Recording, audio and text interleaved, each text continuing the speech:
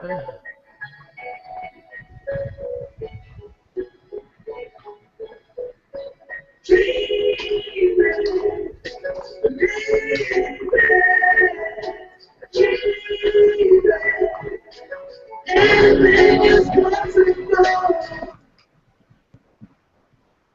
right.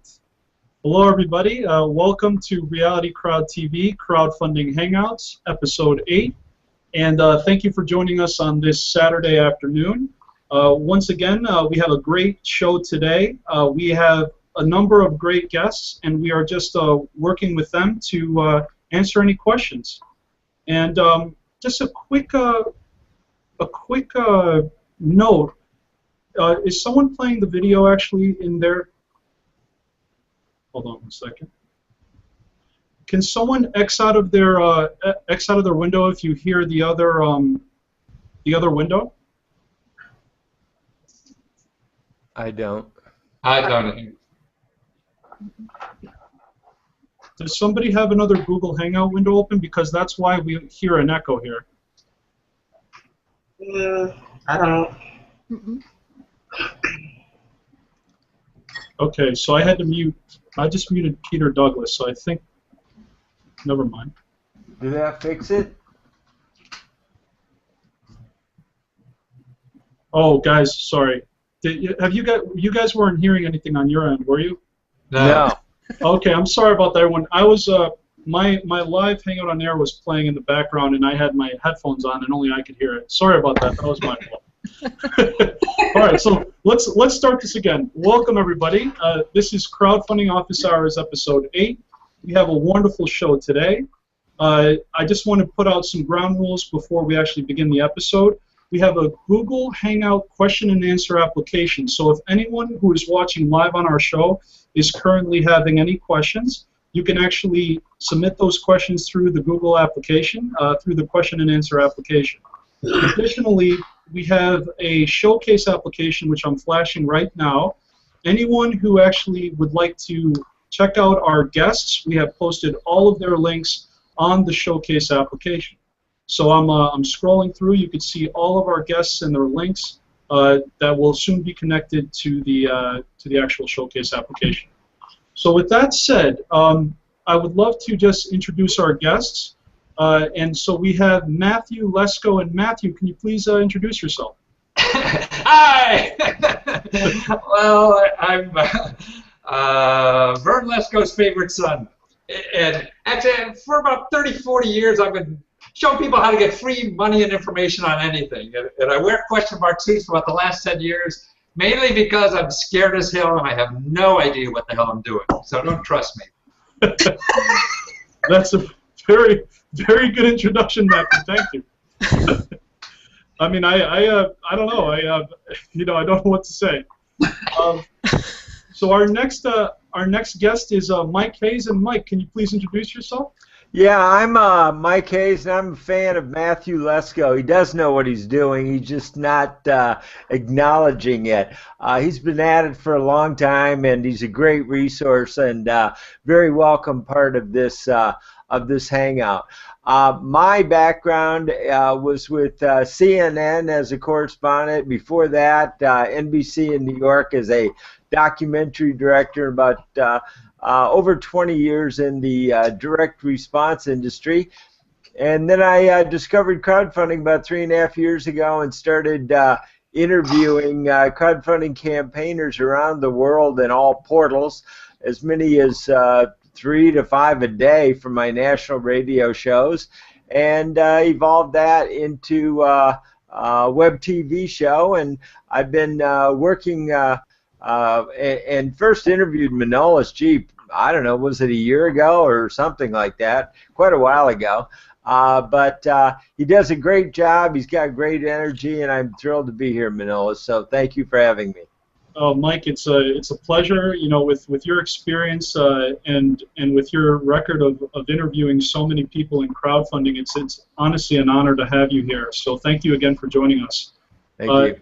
Additionally, we have Roxanne Davenport, and Roxanne, please introduce yourself to the audience. Hi, my name is Roxanne Davenport. I started Seizure the Day epilepsy nonprofit.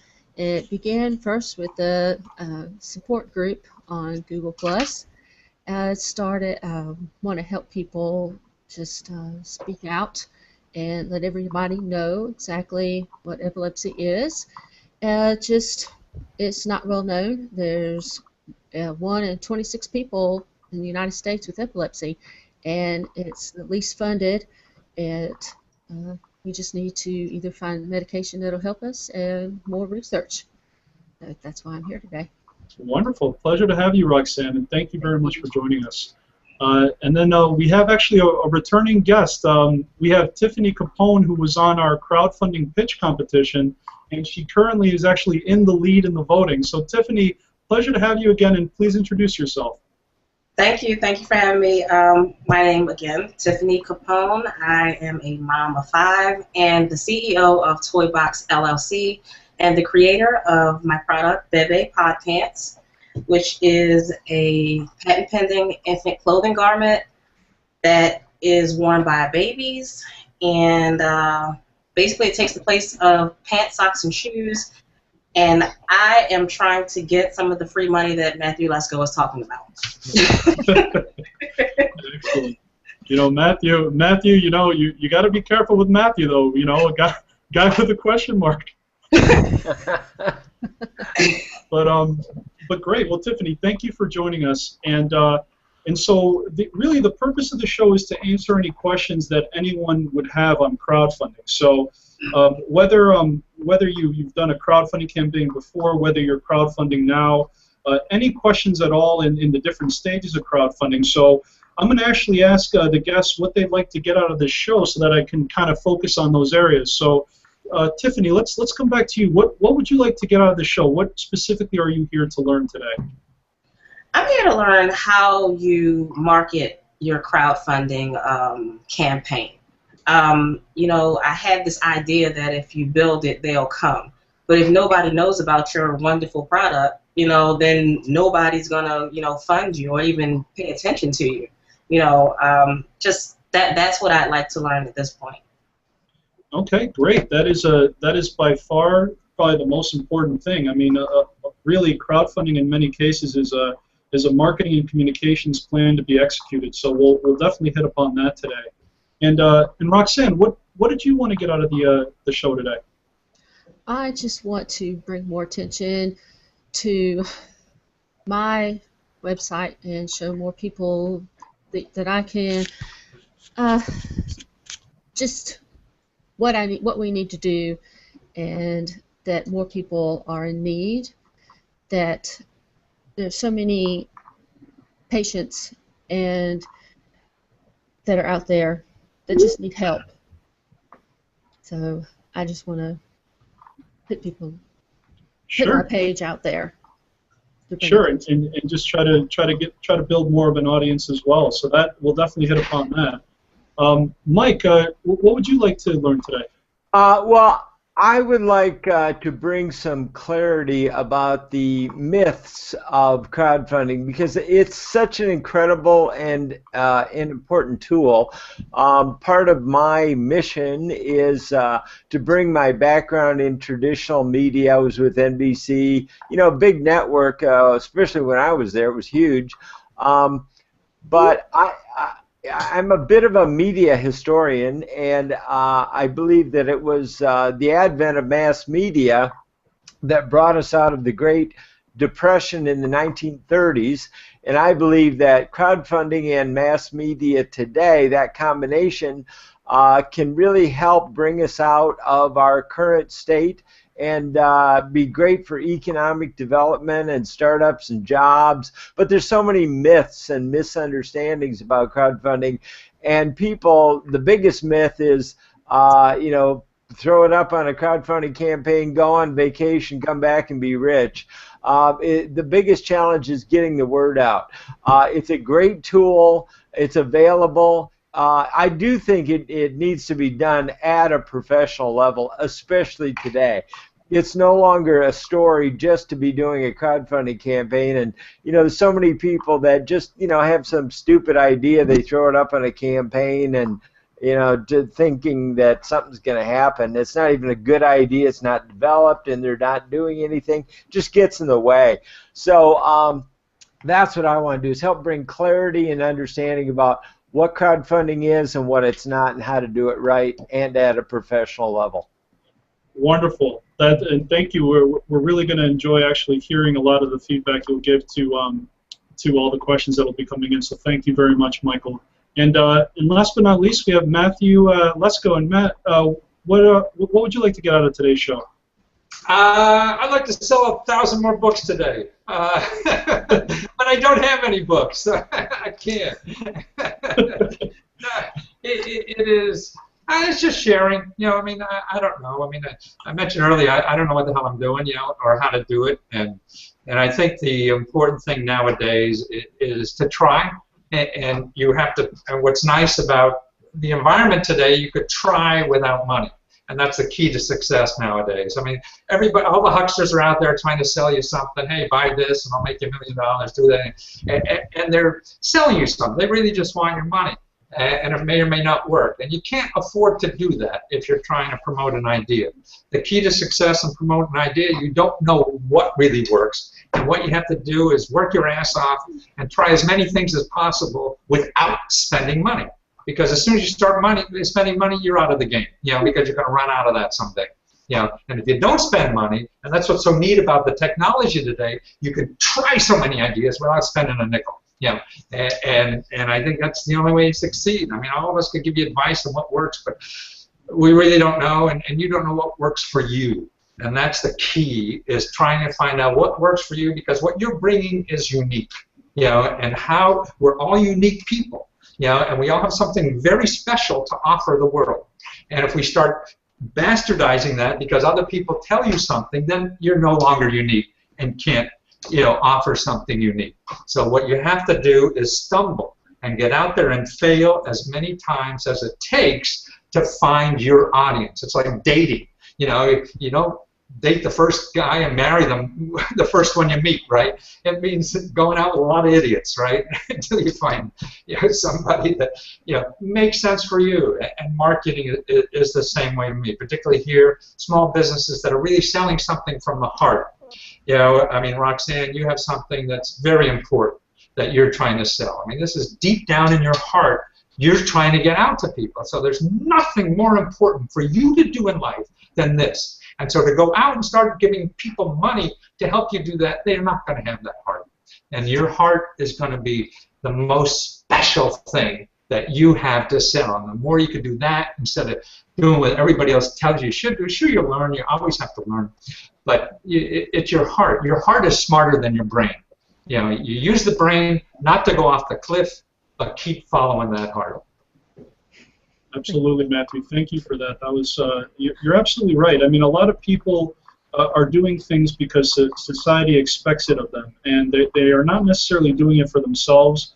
They're doing things that may not necessarily make them happy, but some things are necessary. You can't just do you can't be happy all the time. I mean, you can, but it takes stages to get to that point. So. Back to the question we had from Tiffany. So Tiffany, you're really interested in the marketing of the crowdfunding campaign.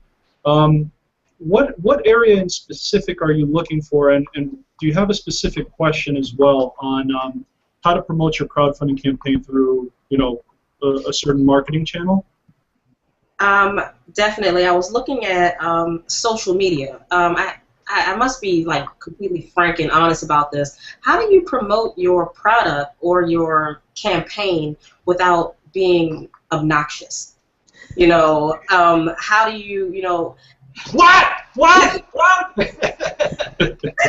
I mean, you know what I mean? It's you're trying to you're letting everyone know that this is the next best thing, and you're passionate about it because it's your product. Of course, you're feeling it. You're into it. How do you convey that?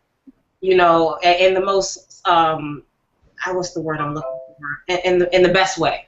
How do you do that?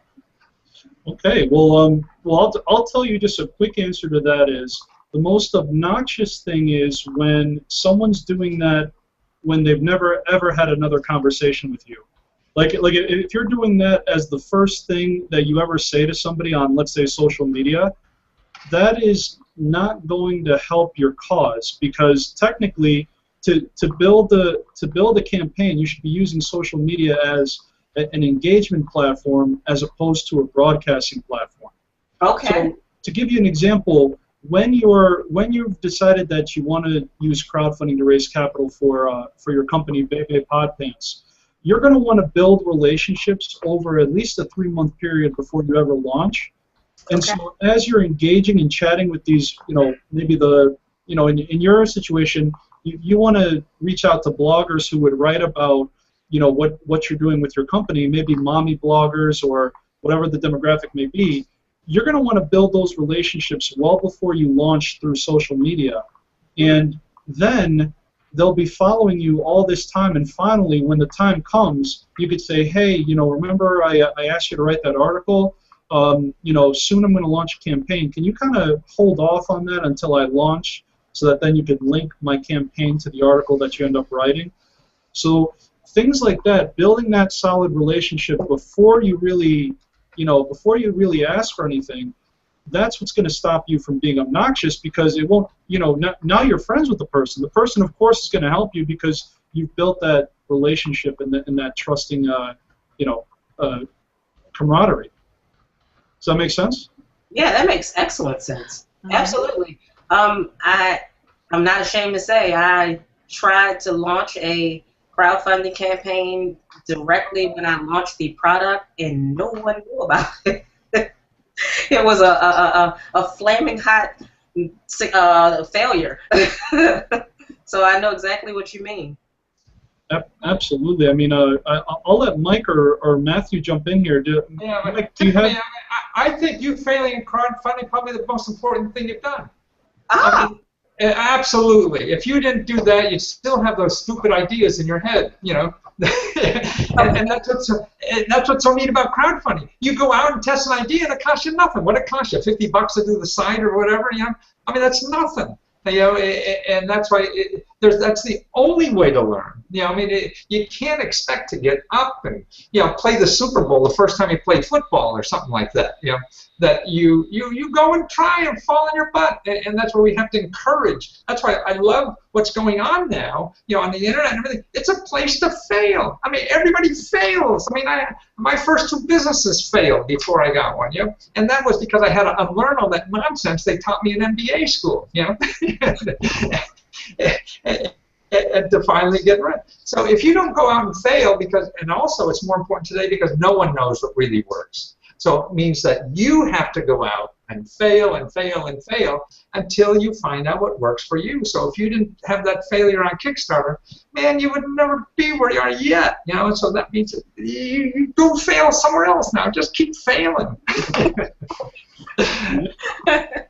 No, I mean, hey, you raised a good point. I mean, the fear of failure stops most from ever even starting, and so that's the goal is not necessarily to fail long term, but if the failure short term results in that key learning that you now know that it isn't what I thought it was, and now I know the truth.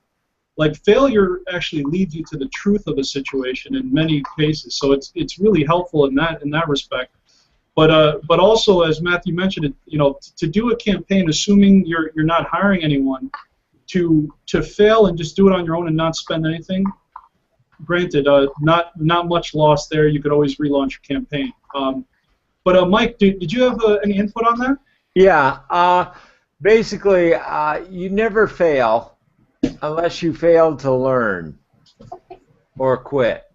So I agree that you do need to try it, but I think people need to get in where they fit in. I don't think we can describe any crowdfunding creator because it's as broad as life. They might be a little guy who needs to do a campaign for free to learn, and there's a place for them. That's great. But there is absolutely no limit, virtually, to how much can be raised in a crowdfunding campaign. So for some, it makes sense to hire professional help. You might do it yourself. You might raise $100,000, but what if you spent $10,000 on some professional help and raised $1 million? So I don't think anybody can say that you should do everything for free. I think for some people it makes sense to do as much as you can. If you have no following, then I would say you probably need to reach out to journalists who have an existing following, and get them to carry the load for you to their audience and help tell the story. I'll never forget, I was pitching a story to the bureau chief of Newsweek magazine, and I made my little pitch to him, and then all of a sudden he said something that changed my life. He said, so what you're saying is, and I knew at that moment I was about to get my pitch retranslated back to me by the bureau chief of Newsweek magazine, who I knew would be a great writer, have a clear mind, and know how to communicate with other journalists.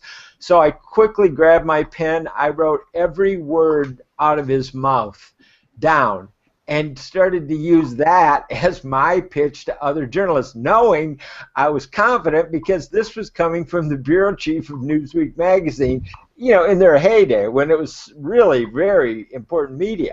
So, by talking to pros and working with pros, you learn from pros. You learn how to present at a professional level, and you can gain so much more. And also, through the hundreds and hundreds of interviews I've done, I've learned about people who have become professionals and that they have done serial crowdfunding or systematized crowdfunding. They learn a system. They do it almost like, I think of it almost, Matthew, a little bit like the new infomercial industry. It is direct response. I interviewed Julie Coons, the CEO of the ERA, and I said, Julie, I think this is just a new form of direct response. You have to do it differently. There's different components, but basically in direct response, you produce a commercial, that's your message, that's your pitch, and you put it up on the air and you distribute it. Well, now the pitch is a little bit different. It's much more of a, a little story from you to the audience, and the distribution is different, but many of the elements are the same. So you tell the consumer a story, you tap them on the shoulder and say, hey, did you know about this? Well, if you get their attention, that's great. And then you ask them to take an action. That's also direct response. Absolutely. So that's kind of my take on it, that because there's a difference between success and mega success. And I've seen people who have been successful, but that doesn't mean that they hit the top of it. They learn, and then why not, if you're successful on Indiegogo, why not take the same pitch and the same team to Kickstarter? Like Woody Allen has the same crew and cinematographers and producers. He takes that team, and then he goes and does another movie where you get the team together, and then you go off and you do another campaign, and you're better at it. And the ones that I talked to, each campaign got exponentially more successful and exponentially better results. So that's Absolutely. my take. Great, thank you for that, Mike. And to kind of go back to your question, Tiffany, and actually just in general, so just to wrap those themes together, there is always a cost to something, whether it's time or whether it's money, right? So no matter what, if you don't want to spend money, you have to spend time. And so what I also want people to realize is that you could do it without an expert, but you're going to have to take a lot more time to learn all the things that are needed in a crowdfunding campaign to execute it properly. So I'm not saying that, I don't think the message is necessarily that you need an expert, but if you don't use an expert, then you have to use a lot more time, and that right there is the trade-off. So if you know for your own self that you don't have time to do social media or you don't have time to do PR, then you're going to need to find someone who could help you do that, whether it's someone who's good at it and wants to volunteer for you, or whether you have determined that you need to spend money for it. So I hope that makes sense, because all of it is required, and if you realize that you just don't have the time to do one or the other, then you need to determine, can you live with that, and you also need to determine, is there a way that I can get someone to help me? that's the big trade-off, is time versus money, if that makes sense. That makes excellent sense. Yes. Yep. Perfect. So, Roxanne, in regards to that, did you have anything specific on social media? Did you have any kind of strategies that you were asking about, or any kind of questions at all? Well, I don't know if you'll like my saying, but I've always said it never hurts to ask. For me, we had a parade one year downtown in Winston-Salem, and down 4th Street, we walked all the way down the street, me and the person I worked with, and asked the restaurants down there if they could give a percentage of the profit that night that we had, or that day of the parade, to what we were raising money at the epilepsy doctor's office I was helping then. And you just ask, and a lot of them did that were open that night, and so that's what I said, it never hurt to ask. And so we did pretty good, so that's why I say that, but that's just what I said. Great. No, absolutely, you don't receive if you don't ask. That's absolutely correct. Tiffany, any additional questions? Or I do have a presentation on social media. If you'd like, I can put that in. Maybe that'll generate a few more questions. But do you have any other questions at the moment? I do. I do have questions. With my product, and I know that a lot of people on social media, not social media, excuse me, who are interested in crowdfunding, sometimes are bringing brand new products, to the market. How does one protect themselves with the patent process? With crowdfunding, you're sort of putting your idea, everything out, for everyone to see, the inner workings of it and everything, with like no protection. How do you fix that? How do you make sure that you can protect yourself? That's a great question, and a lot of people have, you obviously need a patent, right? A patent, and also you want to make sure that you're not infringing on someone else's patent. So you might have a new product, but you may not have done the research to determine if it's already been patented, but you're still putting it out there. That's just just as big of an issue to protect yourself is, are you infringing on someone else's patent? So you would need to actually do that check preliminarily, especially on your own.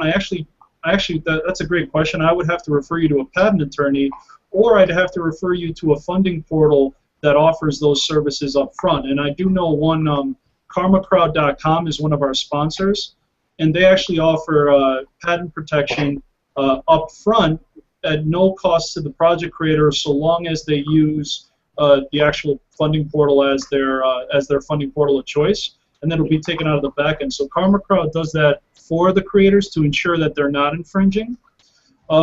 But yes, you would need to get a patent attorney. That's really one of the first steps in this process is, you start with your business plan, and then you head to your protecting your intellectual property. If you don't have the money to protect the intellectual property,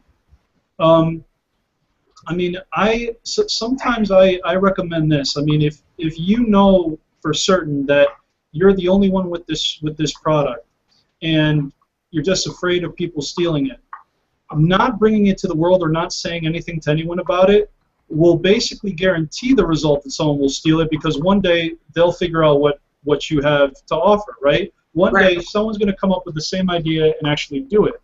So if you don't have the funds for a patent, but you know for sure that your product is the only one, you do get a certain level of protection by being the first mover in a certain category. So that in itself, according to the courts, from what I hear from people, and someone else can actually chime in on that, I think someone else mentioned it earlier, will give you some protection in courts to say, although you didn't patent it, you were the first one to put it out there, and you were the first one to create it. So I think that could help you a little bit too on that. Okay. Yep. Tiffany? Yes. What I would suggest is you go over to the University of Maryland there. They have something called a Business Development Center. Mm-hmm. They have people that help people with inventions for free. So they'll show you how to protect your idea. There's something called a disclosure statement at the patent office, where you get protection for a year. and that costs next to nothing. And they'll show you the ins and outs on how to do that. Because, I mean, to me, you're going to spend, what, thousands of dollars to get a patent or whatever, and you don't even know if the bloody thing sells. You know? So when you get it to sell, then you can, you know, do the formal protection. So why, I mean, in my mind, why waste all the energy and time and money?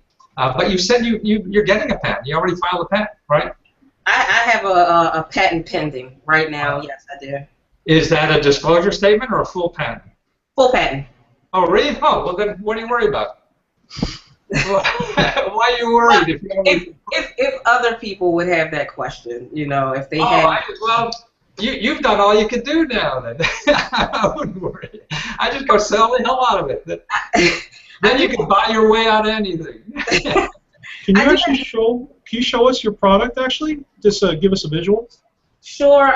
Would you like me to hold it up, or would you like a screen share?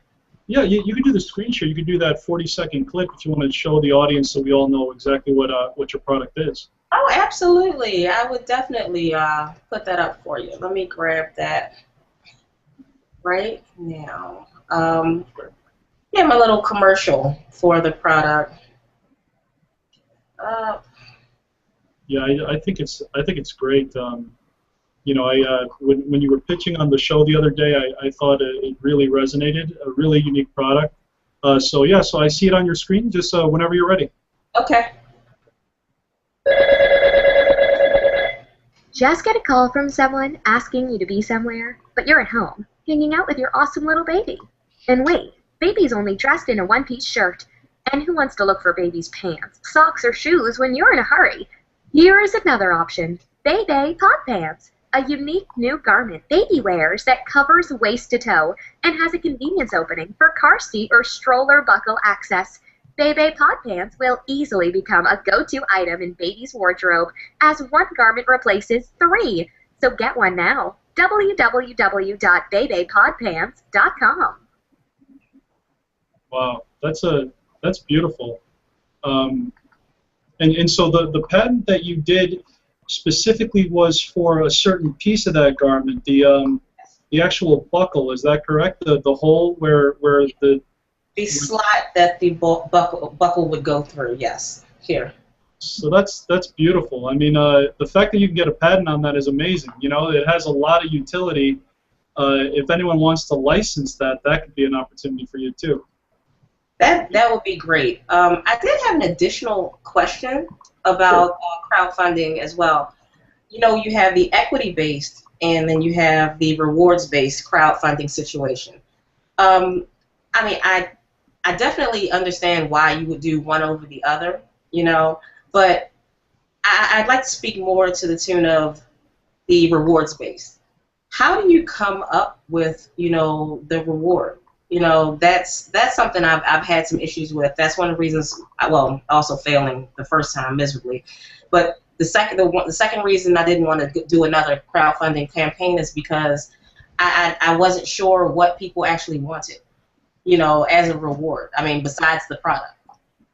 So how do you come up with that? That's a great question. Mike, do you want to chime in here, or? Sure, I'd be happy to. Okay, I've got a number of things to say. One, I believe that the key is to crowdfunding success is pre-crowdfunding preparation. And I think the last thing you do is launch a crowdfunding campaign, and you don't do that until you're ready. You want to start a campaign hot. You don't want to start it cold. You can do virtually everything in a pre-crowdfunding campaign preparation, including a survey of the audience about your rewards, that you can do in a crowdfunding campaign. Now, we get back to some direct response techniques. And again, I go back to Woody Allen. Woody Allen opens a movie in New York in a small theater, so there's lines around the block before he opens to broader distribution to create that perception, wow, this is going to be a big hit. So what you want to do is you want to start with pre-crowdfunding, get a landing page site such as crushpath.com where you can create your own landing page.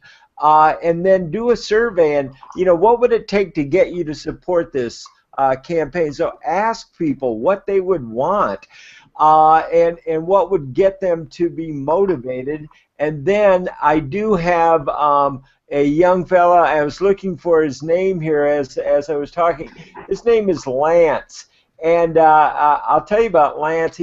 This guy is great at developing perks and rewards.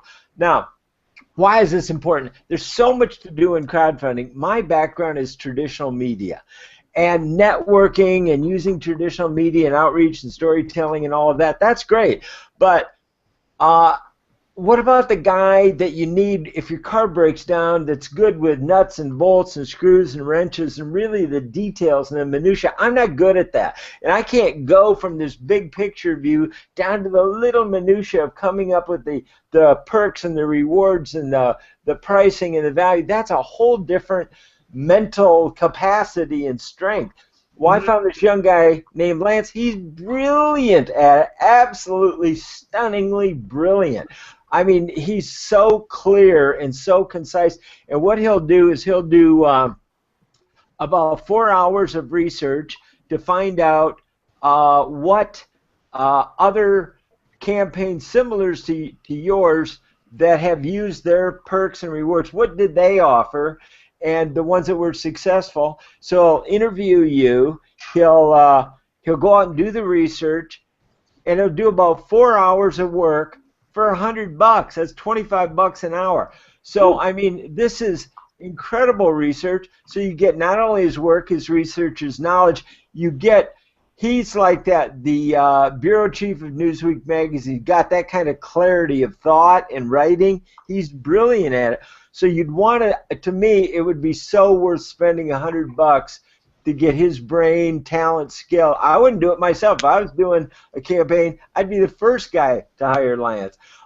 So that's my take on it. It's a specialty. It's really a specialty. And that every perk and reward needs its own pitch. So you don't just have one pitch. Hey, here's a pitch on why you should, contribute this much. So, and that way you keep the audience engaged. Get the feedback. I'm sorry, I'm getting out of breath here. I'm so excited about what I'm saying, but get the. I'm a natural enthusiast. I can't help myself. But get the feedback and from the audience. So test, observe, adjust, expand. That's my best advice. Observe, adjust, expand. I like that. Excellent. Excellent. You know what? I actually saw a few questions come in. Through the actual Hangout, people are actually using the event page. So let me just scroll here. So Tiffany actually mentions. So like she actually is answering your question as well, Tiffany. You asked how to market without always asking for the buy. You post things that the audience may be interested in your product and things that they would like to hear more about. Solve the problems, ask questions, inspire, enlighten, and enjoy. And she also sent a nice video link to us. So after the show, Tiffany, you might want to check out the link by Laura B. Williams. Okay. Thank you, Laura, very much for that. Additionally, we have Sharuz Giuliani, and he asks a question: how to raise money for hiring experts in crowdfunding to help the campaign? Not sure I understand the question. I do, and it's a brilliant question. He's spot on. So if I may, Manolis? Sure, go right ahead. Okay, I totally believe that is the key to crowdfunding successes. Do a pre-crowdfunding campaign and kind of maybe even do something like a double the perk rewards. That if you are an early bird supporter of the campaign, I will, when I launch the campaign on Indiegogo or Kickstarter in 30 days from now, whatever, I'm going to offer perk rewards at this level. But if you will support me now to get me $1,000 to use, because your early supporters, they want you to succeed. They want to see this come to fruition. They're on your side, especially your friends and family. So when you reach out and say, hey, I need $1,000 worth of professional help to help me launch this campaign, that's going to verify the market and give them double the rewards. That when I do the campaign, what I'm offering later on when I actually launch it, I'm going to double down with the early supporters who help me get the $1,000 so that I can take this campaign not to 10,000, but to 100,000 or 500,000 or $1 million, because you do need a team, you do need professional help. The biggest problem is getting the word out, and that's very, very difficult to do all by yourself. Okay, so actually, now I understand it. You're saying that you're saying that question could mean that couldn't you do a crowdfunding campaign to hire experts, like raise money to hire experts, which then will be used towards the main crowdfunding campaign? Right. That makes sense. Okay. Yeah. I mean, I've never heard that done before, but I guess you could do that. Definitely. It's what I'm going to be teaching and focusing on. I totally believe it. Absolutely. Makes sense. Great. So I hope that answered your question. And I know, Roxanne, you had another question. Is that correct? Yeah. Well, when you get your site up and running and you want to use videos of people that talk about their kids or anybody that have seizures, and they post their videos on YouTube, do you have to have their permission to put them on your site since they post them on YouTube? I mean, like, since you know what? That's a good question. To me, I think if it's on YouTube, it's the public domain. I mean, from what I understand is anyone can put a YouTube video in a blog, for instance. They might want to write a blog and embed a YouTube video. If it's public, if it's publicly listed, then I'm pretty sure it's fair game for anyone to look at, because the content is still owned by the YouTube creator. No one can actually go in and download that video from their YouTube channel and take it as their own.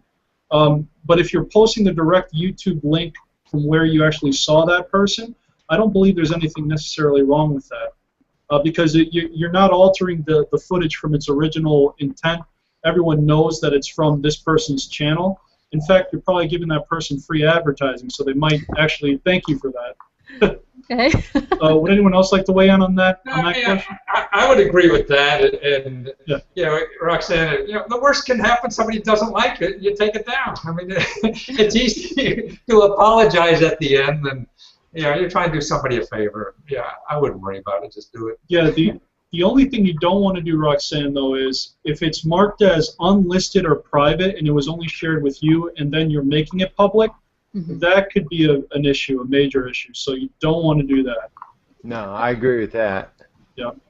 So so good question though. I mean, I think video is key. For you actually, you might want to use the tool of Google Hangouts, Roxanne. I don't know if you've ever thought about hosting your own show on the topic, but that right there, especially if you're trying to raise money for a nonprofit. To help support those who have epilepsy and their families. You could use the Google Hangout as a tool to expand your audience and show those who you're helping exactly the commitment you have. And again, a Google Hangout doesn't cost you anything but your own time. So, have you thought about doing that? I actually did one yesterday. Oh, you hosted your own? Uh-huh. Oh, congratulations. That's awesome. Thank you. Yeah, great. And same with you, Tiffany. I'd imagine you would do well on Google Hangouts, having your own little show. Plus, it'll hone your skills. It's you might consider that as well. And you're on mute, Tiffany. Sorry. Oh. Okay. I'm sorry. I'm not sure what I would do a hangout about. Busy moms. Yeah. Okay. Well, you know what? That's interesting. That's very interesting. I spoke to my PR, Phyllis Pimetta, of Baby Swags, about that. We're generally up at night, because we have kids and everything else happening during the day. And I thought about that. I thought about doing something called Midnight Moms. Yeah. I like that. That's good. So you know what? I never thought about it until just now. That could work. You know what? Here's a practical tool. Then let's just show you how easy it is to create a Google Hangout. Because you're already in here, so I mean, half the battle's already over. Most people have trouble even getting into a Google Hangout. So you're already winning the battle there. So let's just show everybody here how easy it is to do a Google Hangout. So you go to, let me actually do one with my personal account here. So if you're literally starting out on your personal account or you want to use your brand page, whichever one you think would be better for your brand, you would go down to this green Hangouts button and you click Hangouts.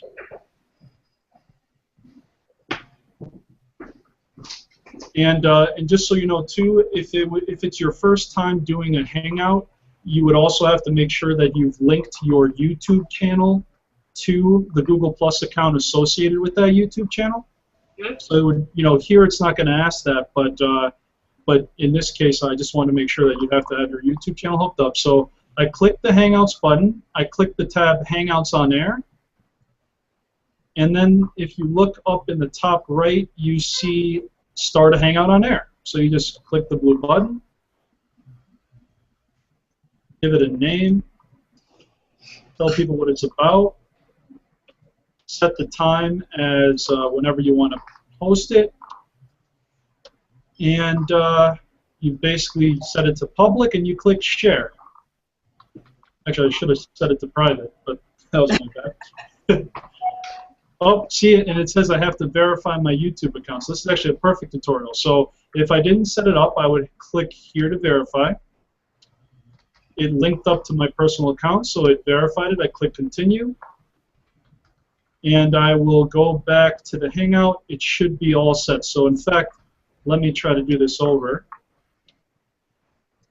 It'll be a test. Test. Do it a little bit later.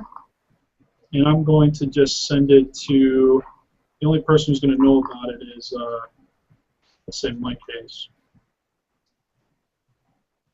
And then I'll click share. Well, basically, you guys get the picture. For some reason, it's not verifying at the moment. I'd have to probably fool around back here, so it's taking a little while longer. But as soon as you were to share, essentially, this screen would pop up. The actual event page would be created with with the title showing up here, the event copy that you typed in showing up here, and then if you wanted to start the Hangout, you would click this blue Start button, and it would take you into the Hangout where you would essentially then click Start Broadcast, and you have your Hangout all set up. So literally, with just a few clicks, you all saw it, it was actually not a hard process at all to create a Google Hangout. To have a good Google Hangout, it takes a lot of practice. I as well have had an issue. Obviously, right when we started the show today, there was an issue. So it's tough to get them perfect, but as you do more and more, you get better and better. So I really like that Midnight Mom's name as well. I think it'd be cool. But you might not. Can I jump in for a second when you have a minute? Sure, yeah. You might not want to put it on at midnight, though. That might be a little bit too late. So, yes, Mike, jump in. I think it might be helpful and kind of important to point out the difference between Gmail and Google Apps. You can have Gmail within Google Apps, but they're really not the same thing. And it's important to understand that. Google is so complex, it's pretty overwhelming, can be quite confusing. But if you pay Google $5 a month and join Google Apps, you can get unlimited support 24/7. You go to the support page, they give you a code for the day. You call in, and you can talk to a human being, and they actually will walk you through things. Now they won't actually support Google Hangouts, so don't get me wrong on that. But when you went to start this, Manolis, you didn't go to your Gmail page, you went to your Google Hangout page. And it's very important to know the distinction between the two. They're the same company, but they're really a different kind of thing. And one quick name for Tiffany, I once thought of, because 70% of direct response buyers are women, And I've always consulted men to always talk to your wife when you're introducing a product.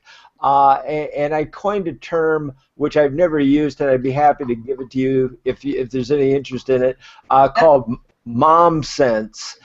And just a cute little term, mom sense, because I think women, you know, where the world is the most screwed up is where women are the most suppressed. And you know, women can contribute so much, and they're so smart, and they're, you know, running the world. We just don't admit it.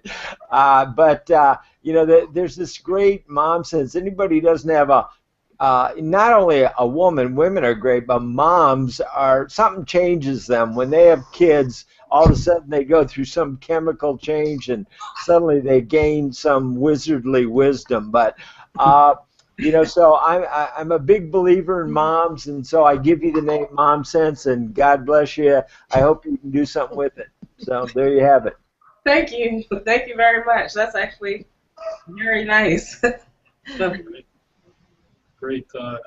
Excellent. Can I ask Mike a question before we go? It's getting run out of time. I'm curious. Mike, of all your interviews, I get a sense that you feel that maybe the two biggest issues, one is marketing, and also pre-planning. Would that be the two big groups to work on? I mean, there's a million things to work on, but what would be the two main ones? Absolutely. I cannot emphasize enough. You want to not launch the campaign, and you're like holding them back. You know, okay, we're going to be launching in 30 days. Now, hey, only 20 days. So, you know, and here's a tool to send out to your Facebook page. And, you know, if you can't contribute anything, become an evangelist to help me that way, and build up so that when you hit the scene, bam, you want it to explode like a volcanic eruption. And it's like, wow, where did that come from? Then all of a sudden, all the journalists see it, and they go, holy cow, that's a story. Then they write about it. Then it grows bigger. And you know what? You'll appreciate this, Matthew. If you're a distributor of products, where are you going to go today to look for the coolest new products? The hottest crowdfunding campaigns. So then that can make the difference between a success and a mega success. When distributors see it and they can come in and buy wholesale, and then all of a sudden it just grows and grows. So you either get everything working against you by starting cold where it looks like your mother doesn't even love you, and then trying to swim upstream, or you start hot and it looks like, wow, you're the hottest thing in the world. You're the next big thing. Everybody loves a winner. So absolutely, you can do everything in a crowdfunding campaign in advance. You can even go sign up on Indiegogo, do everything, but God, please do not hit that publish button. Get the logic, get organized, but don't hit the publish button until you are bursting at the seams. And reach out and get the community, like-minded people, get the mommy bloggers to support it and back it, and use the timing. It's just vitally important. And then, I'm sorry, Matthew, what was the other part of your question? No, there were the two things, the marketing issue and pre-planning. But actually, the way you talk about pre-planning, that's really marketing. Yeah, it is. That's right. It's counting down. It's kind of using every DR trick in the world that, hey, we're going in 20 days, and 10 days, and 5 days. Tomorrow at noon, we're going to launch, so be there. You know, bam. So, yeah, it's all about building up momentum and excitement and really coming out of the blocks hot. Absolutely. Great. I mean, look at Three Doodlers. They raised $2 million in 2 days. Did they really raise $2 million in 2 days, or did they raise $2 million in the previous 60 days by reaching out to the artist community? So they built up that, and they got everybody on board, and bam, then the world was in love with them from that moment on. Absolutely. It's no accident that these projects raise that much money. It's the pre-planning and execution beforehand.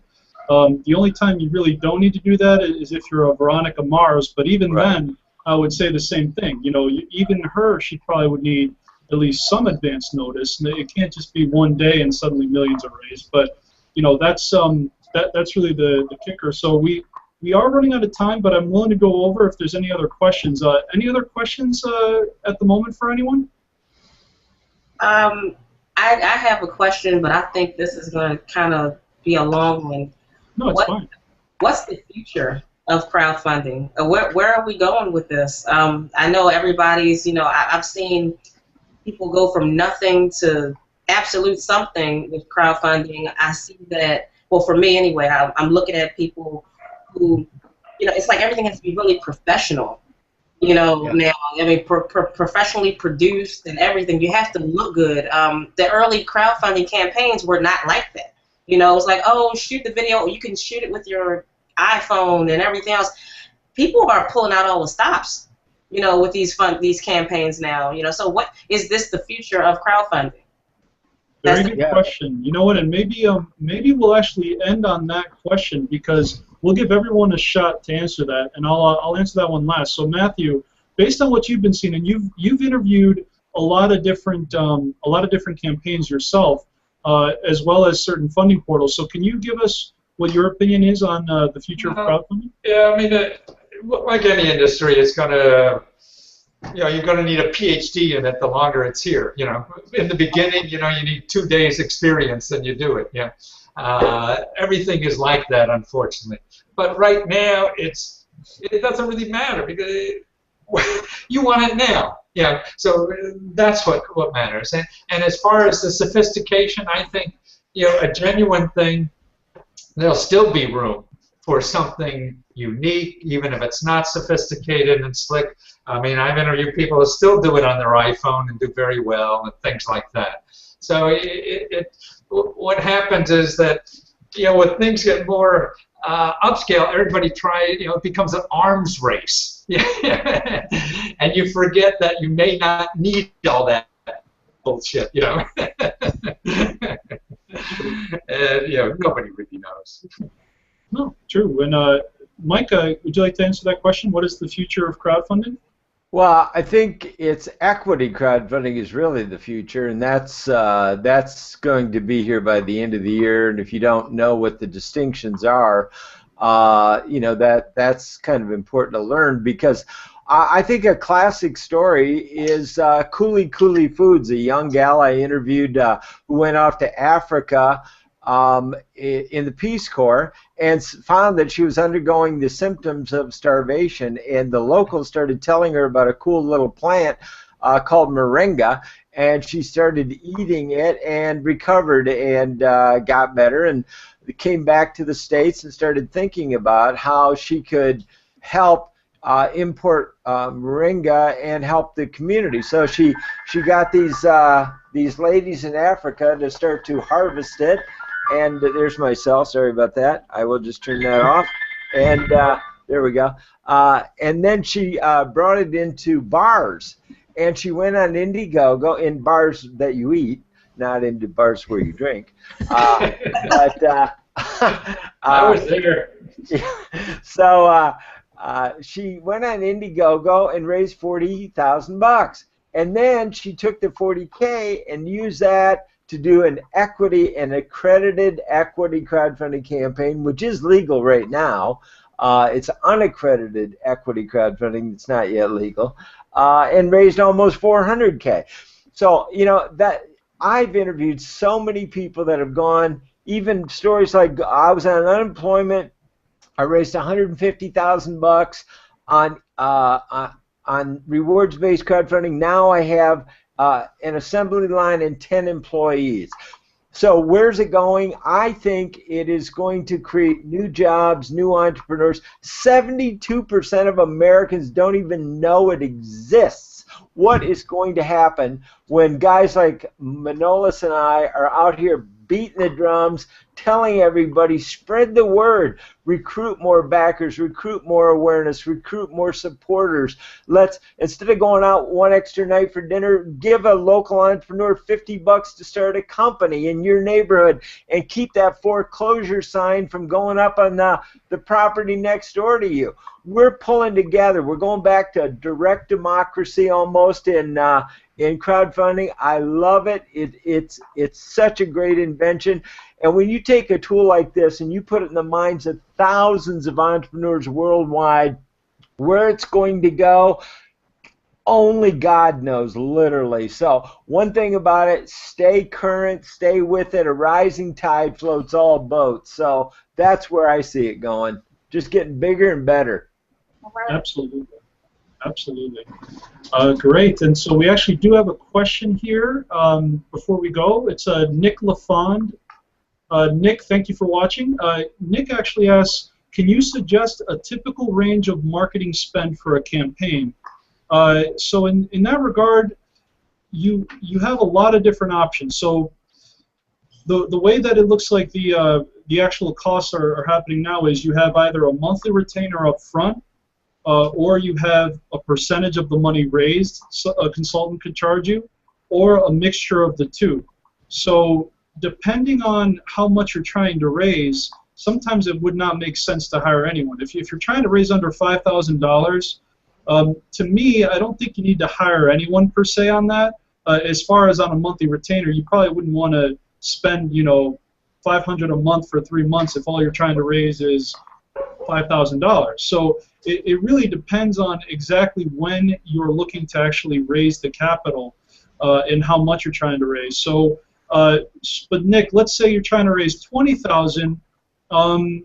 I would say that it really depends on the consultant. But if you're trying to hire out, I would budget about $1,000 a month for 3 months if you're trying to raise $20,000. That's kind of my estimate. And then maybe like 10% of the money raised, in that scenario. Very good. Well, everyone, we actually are out of time. I'm just going to let everybody say last words, say goodbye for the show. And Matthew, would you like to say the last word? You bet. Thanks for having me. Take care. Perfect. Pleasure, Matthew. Thanks for joining us. Mike, last word for you? Yeah, it depends on the portal. I would say, with Indiegogo, you can take money out if it's paid by PayPal. So you can kind of help prime the pump. So if you've got a 60-day campaign, you can't do that with Kickstarter because you can't get any of the money until you reach your goal at the end. But if you receive money on Indiegogo as you're going along, you could actually take some of it out, prime the pump, and keep growing it. So that'd be kind of my final thoughts on that. And thanks for having me. It was a great group. I applaud everybody. You're heroes in my mind and heart. And keep the crowdfunding spirit of generosity and giving and openness alive. It's going to be great for all of America, every neighborhood, and the world. Absolutely. Roxanne, your last word? Thank you for having me. I just want everybody to check out the site on Google+. It's Epilepsy, Seizure of the Day, Epilepsy Community. I just want everyone to know, support epilepsy awareness, that it's not just one type of seizure. There's so many that they need to be aware. Excellent. Thank you, Roxanne. And Tiffany, last word from you? Thanks for having me on, and thank you for all of the wonderful information that I received from you guys. I mean, it's invaluable. You can't go out here with the idea and think that it's just going to work. You have to put in some work. And I'd like everyone to go to my website, www.bebepodpants.com. That's BEBEPODPANTS.com. If you have a new or soon to be parent. Absolutely. Great. Well, thank you all again for joining us, especially the viewers. Thank you for joining us as well. Another great episode of Crowdfunding Office Hours. And until next time, dream it, believe it, achieve it. Have a good night.